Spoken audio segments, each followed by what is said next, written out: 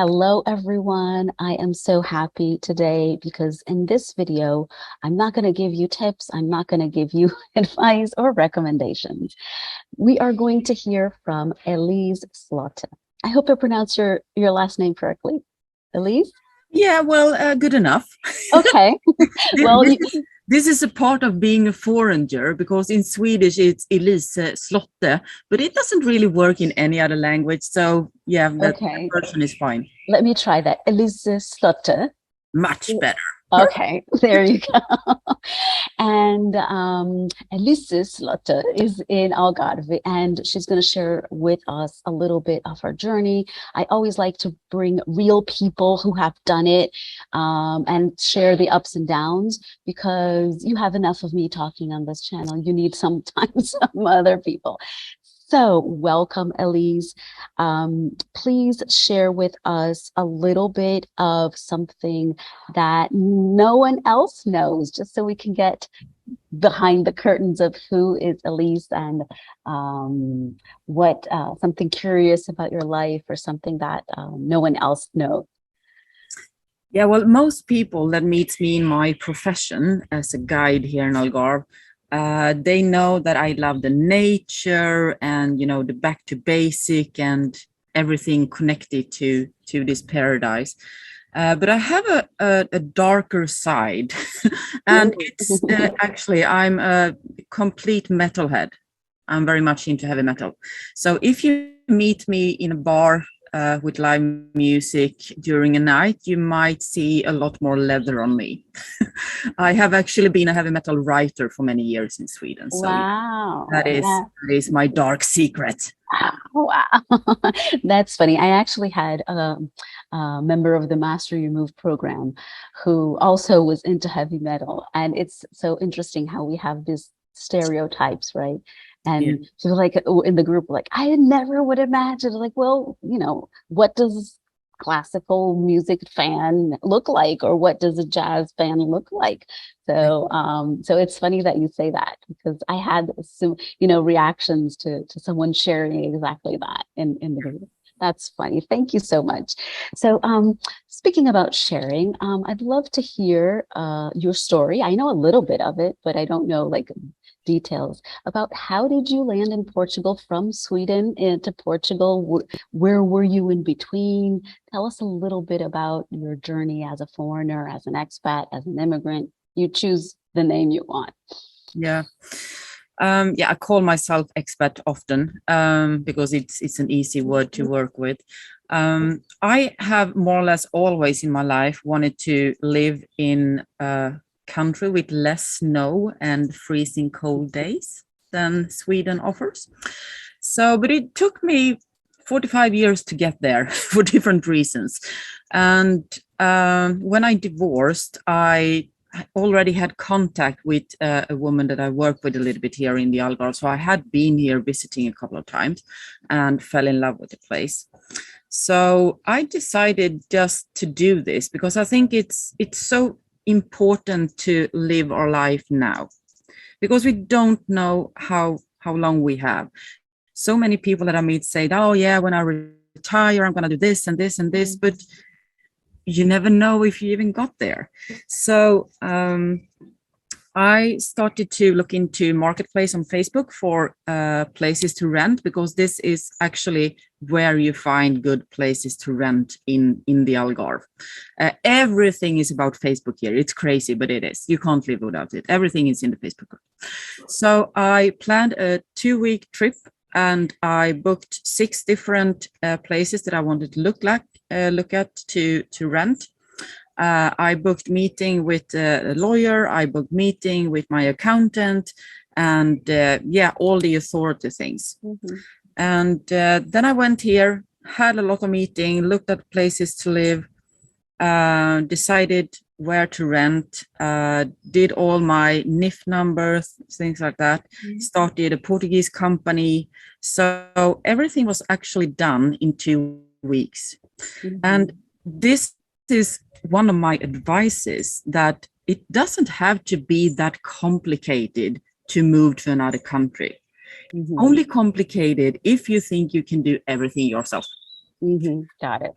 Yeah. Just have a good lawyer, have a good accountant, let them help you, because coming to Portugal and the Algarve, not speaking the language and try to figure out all the bureaucracy.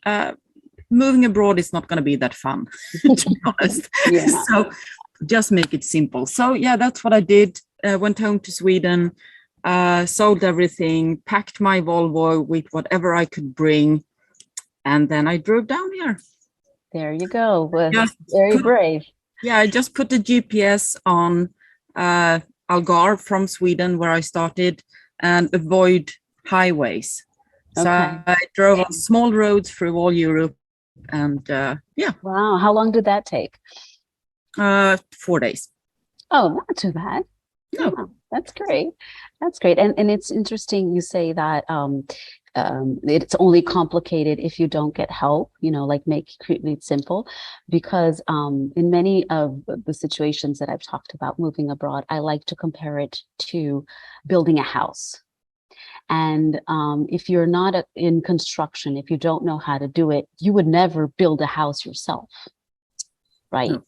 You would hire someone to do it, because there's so many risks of the electrical system going, not doing it correctly, or the plumbing, or so you hire specialized help. Yeah.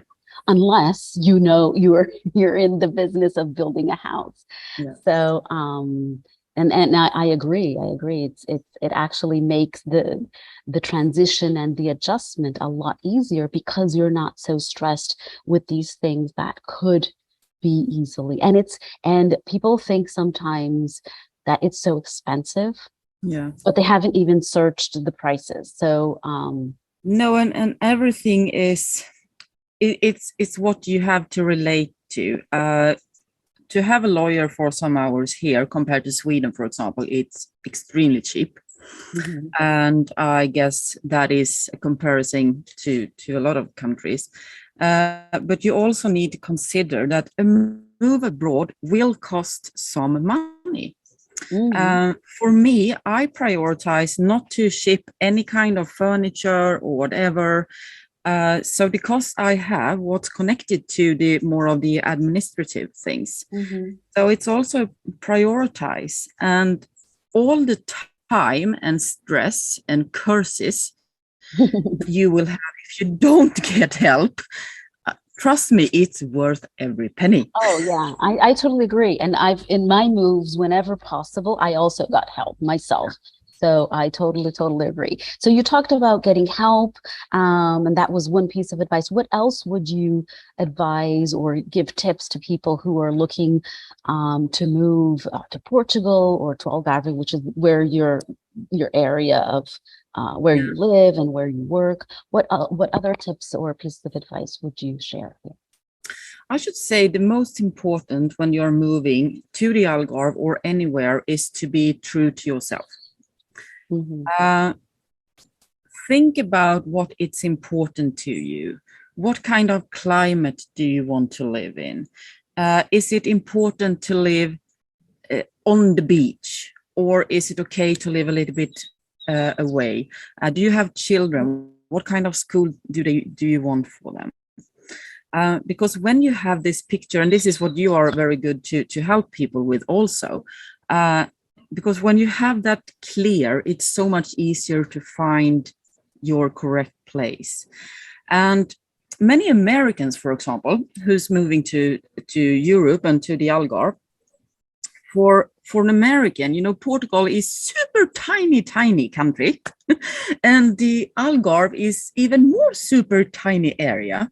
And they just think, okay, I'm going to move to Algarve.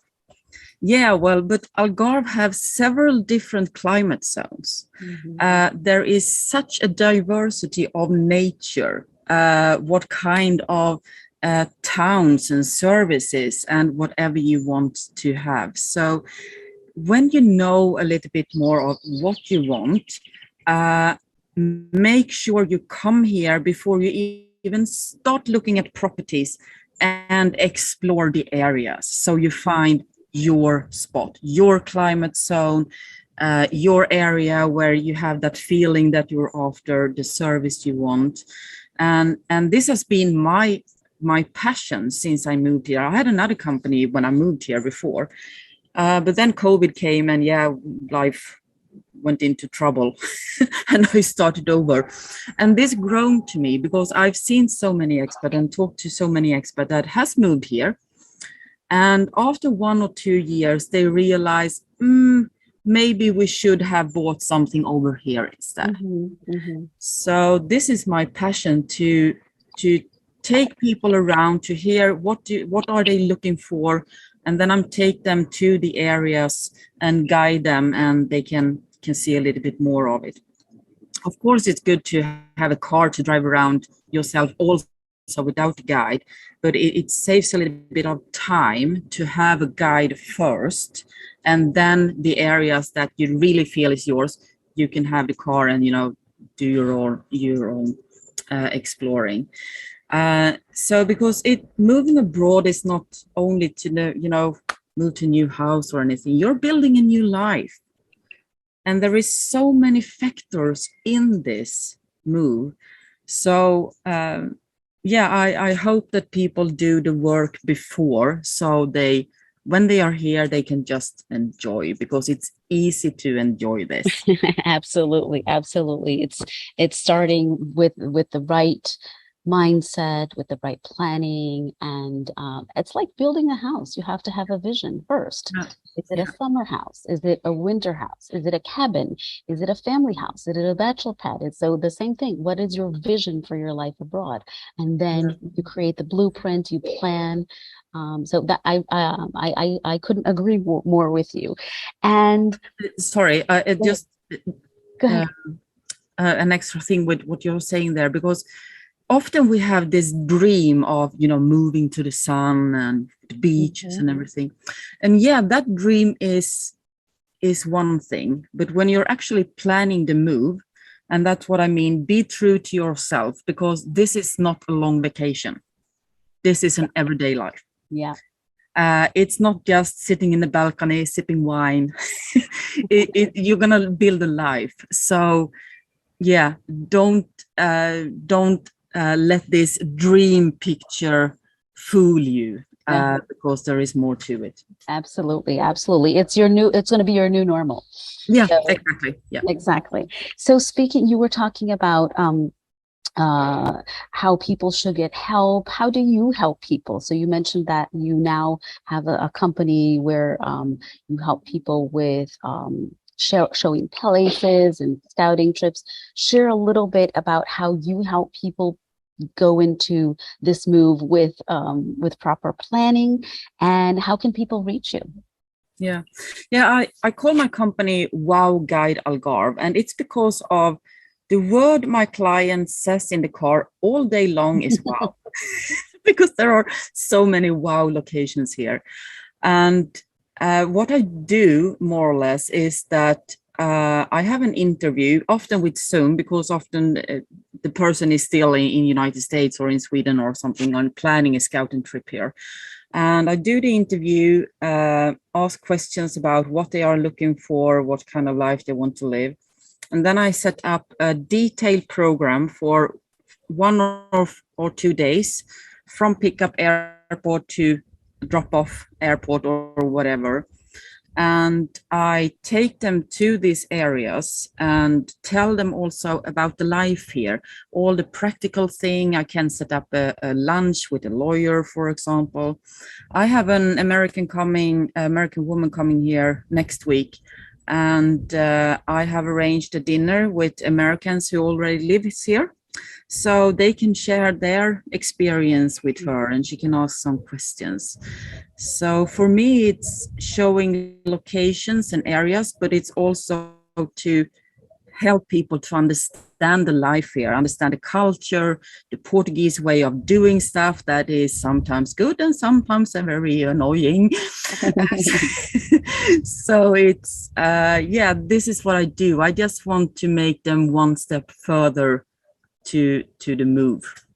Awesome. That's great. And it's really useful and helpful, because this is something that I've always said in my videos and to my clients and you got to do the internal work and then ask the experts, people who are on the ground, because we don't know what we don't know.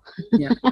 And when you're on the ground, you can, with people who are competent and trained and know what they're doing, to really open your eyes, and you can realize that what you thought you wanted, you actually want the opposite. Or you can confirm, yes, this is, but at least you're doing it from a place of consciousness and being mindful about it, and not just going with the latest trend. You know what I mean? Yeah, exactly. And my when I do, what do you say, more touristic road trips, and also in this moving to Algarve concept, I focus on everything else than the touristic spots. Mm-hmm. So often my clients, when they tell me what they have looked at, the areas they know about already, they have, watched the YouTube and stuff, but I can see that this area would probably be interesting also. Mm-hmm. And if they didn't have me as a guide, they would probably never even consider that area because they don't know it exists. Exactly. So, and this is what I want to do. I want to, give the bigger picture of the authentic Algarve. It's not only, beaches and fancy houses. There's a lot of Oh, other that's stuff. great. Elise, how can people reach you? Yeah, the easiest way is actually to go to my website, www.wowguidealgarve.com, and all information about what I'm offering. And then you can call me on the normal phone or WhatsApp or email me or whatever. But my advice is that if you're coming for a scouting trip here in like 2 or 3 months and you want to have my help, book the dates now. Mm-hmm. Because we are not many people in the Algarve who does this. And my calendar tends to be full quite in advance. Got it. So it's good to plan it in good time. But if you're already in the Algarve, have a call and maybe I'm free tomorrow. You never know. You never know. Well, that's awesome. And that's great advice also to plan ahead, because sometimes there are delays or, timings shift. So it's Yeah. really good to plan ahead to get the best help possible.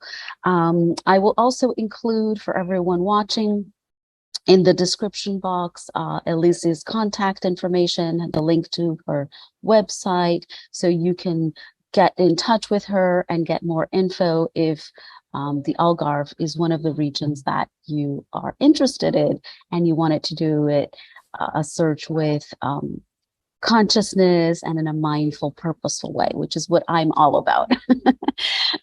So thank you so much, Elise. It was a pleasure to talk to you. I hope to have you more times here in the channel, on the channel. And for everyone watching, thank you so much. I hope you enjoyed the conversation. I hope you got value from it. And if you have any questions, just comment. Please subscribe. Remember to subscribe to get notifications for new videos. And I will see you next time. Bye-bye. Thank you. Bye.